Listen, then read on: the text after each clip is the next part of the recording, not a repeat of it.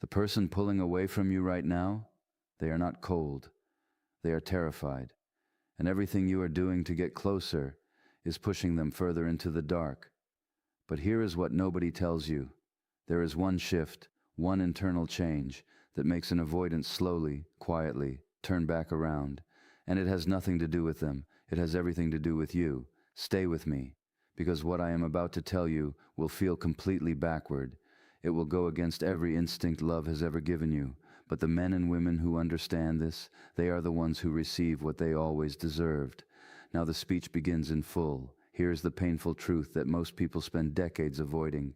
When a child grows up in a home where love was unpredictable, where a parent was sometimes warm and sometimes cold, sometimes present and sometimes gone, that child's nervous system makes a decision for survival. It says, I will need people less, I will feel less.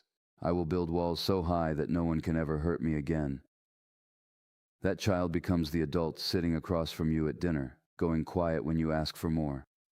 That child becomes the person who pulls away the moment things get real. You did not fall in love with someone broken. You fell in love with someone who survived. And now listen carefully. Because this is where most people make the gravest mistake of their emotional lives. They feel the withdrawal, and they chase. They call more.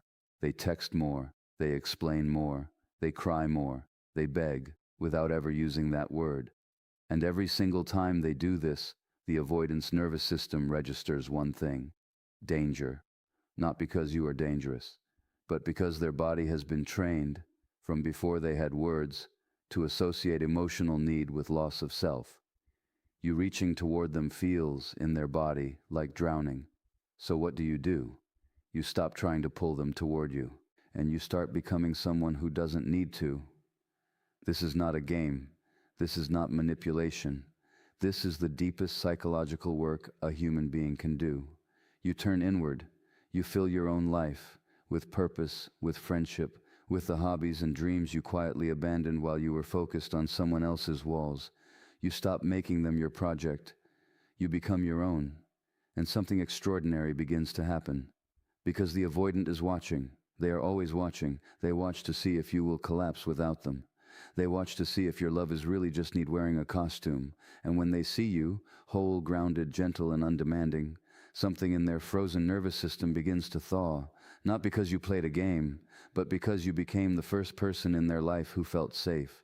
Safety is what the avoidant has been searching for since they were 4 years old. Not grand romance, not passionate pursuit, safety. The message that says, I see you, I am not going anywhere, and I do not need you to be different than you are.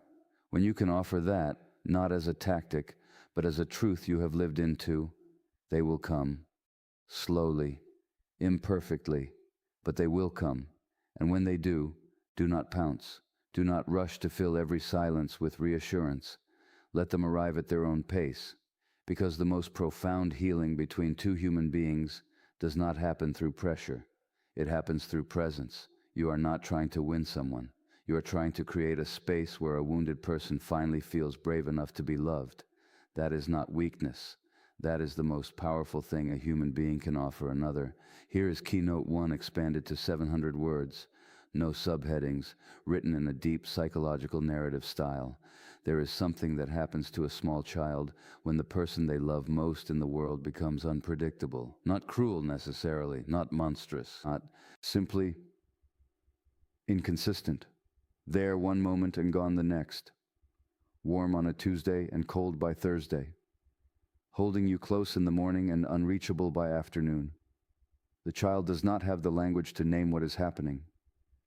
They do not have the neuroscience, the therapy vocabulary, the self-help framework. They have only their body. And the body, in its ancient and desperate wisdom, begins to make decisions that the conscious mind will spend decades trying to understand.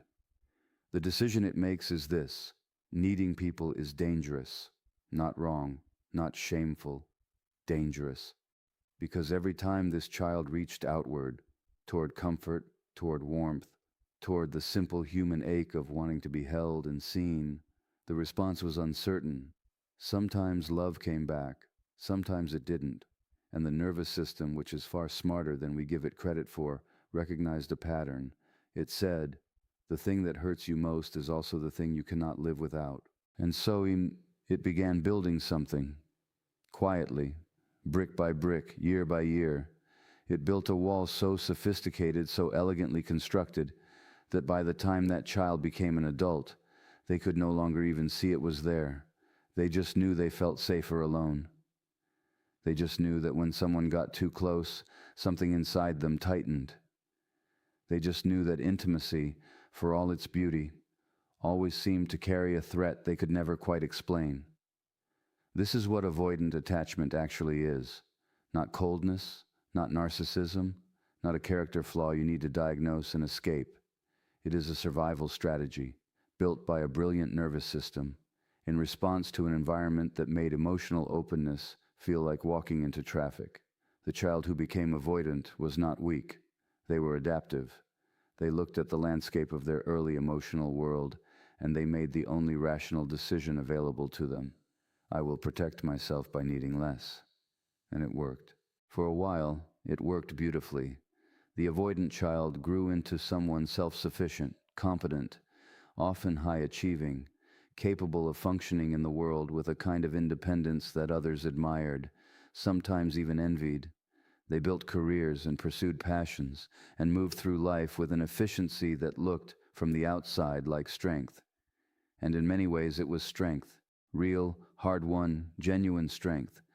But strength built entirely on self-containment carries a hidden cost, because the same walls that keep pain out also keep love out. And somewhere beneath all that competence and self-sufficiency, beneath the calm exterior and the full schedule and the life that looks fine from every angle, there is still that child, still waiting, still watching, still holding their breath to see if this time, this person, this moment of vulnerability will be met with warmth or with withdrawal. The avoidant adult does not walk around consciously thinking any of this. That is the cruelest part. The wound is not in their thoughts. It is in their nervous system.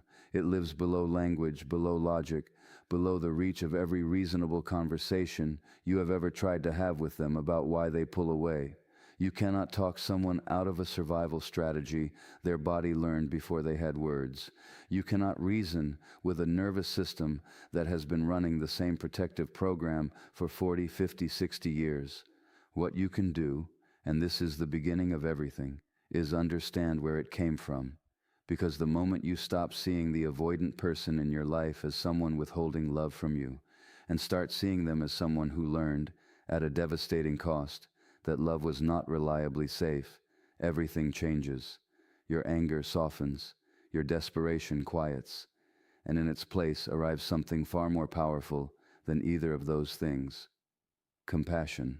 And compassion, as we will come to see, is the only force on earth with the patience and the warmth to reach a heart that has been in hiding for a lifetime. If this reached something deep inside you, share it with one person who needs it.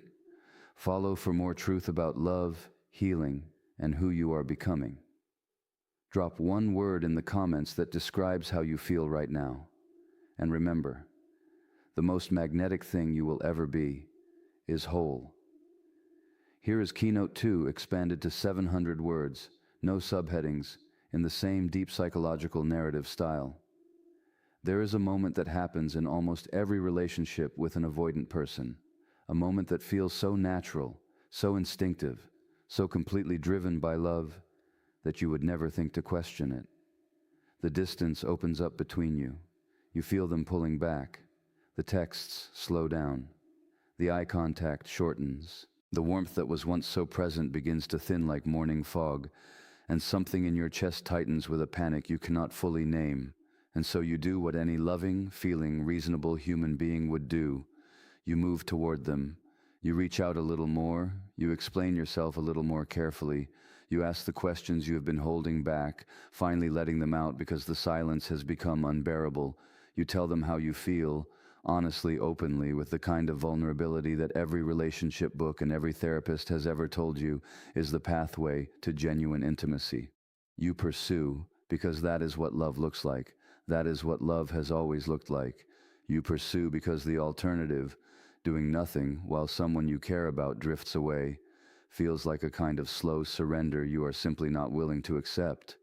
And every single time you do this, you make things worse, not because your love is wrong, not because your need for closeness is pathological, not because you are too much, too emotional, too demanding, all the things you have probably already told yourself in the quiet, unkind hours of the night.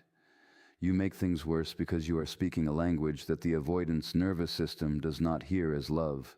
It hears it as threat. It hears it as the very thing it has spent an entire lifetime building walls to keep out. Here is what you must understand about the nervous system of someone with avoidant attachment. It is not operating on logic. It is not responding to your intentions. It does not register the care behind your words or the sincerity behind your reaching. It responds to sensation, to pattern, to the ancient wordless data it collected in the earliest years of life when emotional intensity, even loving, well-meaning emotional intensity, consistently preceded pain, when closeness was followed by disappointment, when need was followed by absence. The nervous system does not know that you are different from those early experiences. It only knows that the feeling in the room right now matches the feeling that once preceded loss. And so it does what it was built to do. It retreats, and you, feeling the retreat, pursue harder, and they, feeling the pursuit, retreat further, and the two of you enter a cycle so perfectly self-reinforcing, so devastatingly circular, that years can pass inside it without either person fully understanding the mechanics of what is happening. You feel abandoned, they feel suffocated, and both of you are right, and both of you are suffering, and neither of you is the villain. The pursue-withdraw dynamic is not a moral failure. It is two nervous systems shaped by two different histories of pain, colliding in the most intimate space human beings can occupy. The pursuer learned that love requires fighting for, that silence means abandonment, that the only way to keep someone is to close the distance before it becomes permanent. The withdrawer learned that love requires self-erasure, that closeness means losing yourself, that the only way to survive intimacy is to maintain enough space to still feel like a separate person. Neither strategy is wrong. Both strategies made complete sense in the environments that created them. But placed together in a relationship, without awareness, without understanding, they become a trap that tightens the harder either person pulls. And the way out is not more pursuit. The way out begins the moment the pursuer does the most counterintuitive, most psychologically sophisticated, most quietly revolutionary thing available to them. They stop. Not out of indifference, not as a tactic designed to manufacture longing, but out of a genuine, deeply earned recognition that the love they have been offering, urgent, anxious, unrelenting, has been felt by the avoidant not as warmth, but as pressure. And pressure, no matter how lovingly applied, has never once opened a closed heart. Only safety can do that. Here is Keynote 3 expanded to 700 words, no subheadings, in the same deep psychological narrative style. There is a kind of power that the world rarely talks about, not the power of dominance or volume or relentless persistence, not the power of the person who argues the longest or loves the loudest or refuses to stop until they have broken through every wall standing between them and what they want. The world understands that kind of power. It celebrates it even. It writes songs about it and calls it devotion. But there is another kind entirely. Quieter, slower, so internally rooted that most people walk right past it without recognizing what they are seeing. It is the power of someone who has become emotionally unshakable, and for an avoidant, it is the single most disarming thing they will ever encounter in another human being. To understand why, you have to go back to what the avoidant has always expected from the people who love them. Because expectation, shaped by early experience, is everything. The avoidant grew up learning, not through anyone's deliberate cruelty, but through the accumulated weight of inconsistency, that the people who wanted closeness eventually became unstable, that love, in practice, meant managing someone else's emotional weather, that intimacy was not a refuge but a responsibility, a draining, relentless, unpredictable responsibility that cost them their sense of self every time they got too close to it. So they built their life around self-sufficiency, around not needing, around the quiet, sustaining dignity of depending only on themselves. And then you came along, and you were warm and real, and you felt something genuine for them. And for a moment, maybe a long moment, things were beautiful. But then the old pattern reasserted itself. You needed more than they knew how to give. You reached when they retreated. You pursued when they withdrew. And the avoidant watched this unfold and felt, deep in the wordless part of themselves, a familiar and devastating confirmation. Intimacy always ends here. It always becomes this: someone needing something from me that I do not know how to provide without disappearing. And this is precisely why becoming emotionally unshakable is not just attractive to an avoidant. It is revolutionary, because it breaks the pattern at its root. When you stop collapsing in their absence, something shifts. When you stop reorganizing your entire emotional life around whether they texted back, something in the atmosphere between you changes. When you can sit with the discomfort of their distance without spiraling into pursuit, without punishing them with withdrawal of your own, without performing indifference as a strategy, but genuinely, quietly, continuing to live a full and grounded life, the avoidance nervous system receives a message it has almost never received before. This person is not going to fall apart without me. And that realization does something extraordinary inside them. It does not trigger more distance, it triggers curiosity. Because the avoidant, for all their self-sufficiency, has been quietly bracing for the moment you become another emotional emergency they are responsible for managing. They have been waiting with a kind of exhausted resignation for the neediness they were certain was coming. And when it does not come, when instead they find someone steady, someone whole, someone who brings warmth without bringing desperation, something inside them, something that has not moved in decades, begins very slowly to shift. Emotional unshakability is not coldness. This is the distinction that matters above all others. It is not distance masquerading as strength. It is not the performance of not caring practiced by someone who actually cares enormously and is simply trying to win a psychological contest. Real emotional unshakability is the condition of a person who has done sufficient inner work to know who they are independently of whether any particular relationship succeeds or fails. It is the groundedness of someone who has faced their own wounds honestly, who has built a relationship with themselves that does not require constant external validation to remain intact. It is, in the most precise psychological sense, the opposite of what the avoidant feared love would demand of them. And when they finally feel it, really feel it in their body, not just their mind, they do not retreat from it. For the first time in perhaps their entire life, they move toward it. Here is Keynote 4 expanded to 700 words, no subheadings, in the same deep psychological narrative style. There is a question that sits at the heart of every avoidant's inner life, though they would rarely frame it in these words, and most would never speak it aloud. It is not the question you might expect. It is not, "Do you love me?" Love for the avoidant has never been the primary concern. Love they have received in various forms at various times from various people. Love has not been the shortage. The question that drives every withdrawal, every silence, every carefully maintained distance is something far more fundamental than love. The question is this: if I let you in, will I still exist? This is not metaphor. This is not poetry. This is the lived, embodied, neurologically encoded terror at the center of avoidant attachment. The fear that intimacy means erasure, that closeness requires the surrender of the self, that to be truly known by another person is to somehow become less of a person in the process. This fear was not invented in adulthood. It was not constructed through philosophy or conscious thought. It was learned in the earliest relational experiences of life, in the moments when a child reached toward connection and found that the price of that connection was conformity, was performance, was the suppression of their authentic needs in order to maintain the fragile peace of the relationship they depended on for survival. The avoidant learned, at a cost no child should ever have to pay, that to need someone fully is to lose yourself inside them, and so they made a different choice. They chose themselves, not selfishly, not cruelly, desperately. They chose the preservation of their own interior world because that world was the only thing that felt reliably, permanently theirs. This is why the avoidant does not simply fear love. They fear losing themselves in it, and this changes everything about how you must approach them, because if what they are protecting is not their heart but their selfhood, then the greatest gift you can offer is not more love.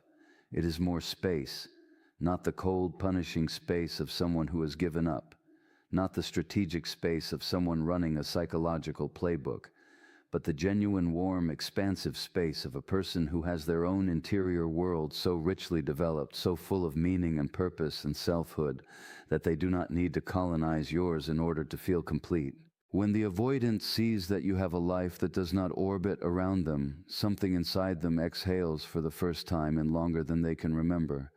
When they see that your happiness is not contingent on their emotional availability, that your sense of self does not expand and contract according to how much access they grant you, they receive the one message their nervous system has been waiting decades to hear. You are safe here. You will not disappear inside this. The avoidant needs to see before they will risk anything that loving you does not cost them themselves. They need evidence gathered slowly, accumulated through consistent experience, rather than verbal reassurance that this relationship is a place where two whole people can exist simultaneously, where closeness does not mean merger, where intimacy does not demand the sacrifice of autonomy, where they can be fully present with you and still, at the end of the day, recognize the person looking back at them in the mirror. This is why people with rich, full, self-directed lives magnetize avoidance in ways that pursuers never can. Not because fullness is a tactic, but because fullness is the answer to the avoidant's deepest unspoken question. It says, without words, without pressure, without a single moment of conscious strategy, I am a complete person, and I am inviting you, not needing you, into that completeness. There is a profound difference between invitation and need. Need says, I require you to feel whole. Invitation says, I am already whole, and I find you interesting enough to share it with. Need confirms the avoidant's oldest fear. Invitation dismantles it entirely, and in the quiet aftermath of that dismantling, in the space where fear used to live, something the avoidant had almost stopped believing in becomes for the first time imaginable. The possibility of being loved without being lost. Here is Keynote 5 expanded to 700 words, no subheadings, in the same deep psychological narrative style. There is a truth about human beings that modern life has done everything in its power to make us forget.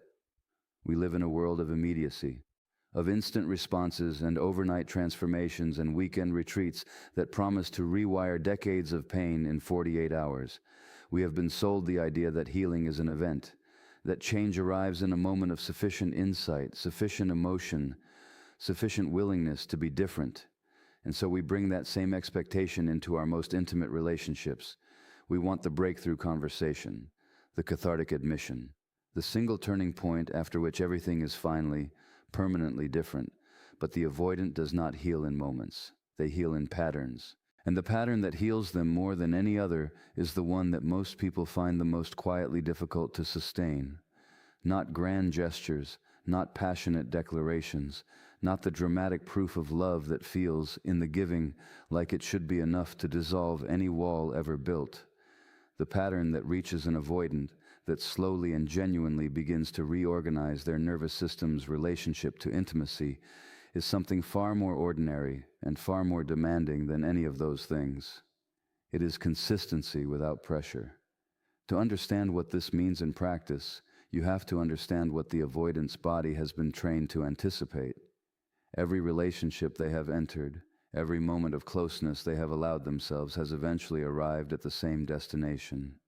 The warmth came with conditions, the presence came with expectations.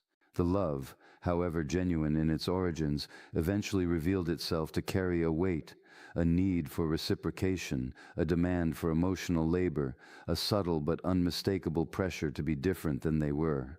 And the avoidant, who had already spent a childhood learning to suppress their authentic self in the service of relational survival, felt that pressure in their body like a closing door, and so they left, or they stayed and went somewhere unreachable inside themselves, which is its own form of leaving. What consistency without pressure offers is something the avoidant has genuinely never experienced. It is the radical, disorienting, slowly transformative experience of someone remaining, warm, present, engaged, without the temperature of that warmth rising into demand. It is the experience of being shown through repeated and unremarkable daily evidence that another person's love for them does not come with a hidden invoice, that kindness is not currency being saved toward an emotional debt they will eventually be asked to repay, that presence does not mean surveillance, that warmth does not mean entrapment. This cannot be performed. This is the thing that must be understood above all others. The avoidance nervous system is exquisitely sensitive to inauthenticity. It has been reading the emotional subtext of human behavior since before language was available to it. It knows the difference, at a level beneath conscious thought, between someone who is genuinely at peace with giving space and someone who is granting space strategically while privately keeping score. It knows the difference between patience that comes from wholeness and patience that comes from suppressed desperation, wearing a calm expression, which is why consistency without pressure is not a technique. It is a destination. It is the place you arrive at after you have done sufficient work on yourself that you genuinely no longer need the avoidant to change on your timeline in order for your own life to feel meaningful and whole. When you reach that place, and it is real, it is achievable, it is the quiet reward of genuine inner work. Something in the relational field between you and the avoidant begins to change in ways that no pursuit ever could have generated. They start to notice that the threat they were bracing for has not arrived. They start to lower, by imperceptible degrees, the vigilance they have carried for so long it has become indistinguishable from their personality. They begin, slowly and imperfectly, and on no timeline you can predict or control, to trust. Not because you were clever, not because you waited them out, but because you became, through genuine and unhurried self-possession, the first consistently safe place their nervous system had ever been offered. And safety, given enough time and enough sincerity, is the one thing that even the most offended heart alive cannot indefinitely refuse.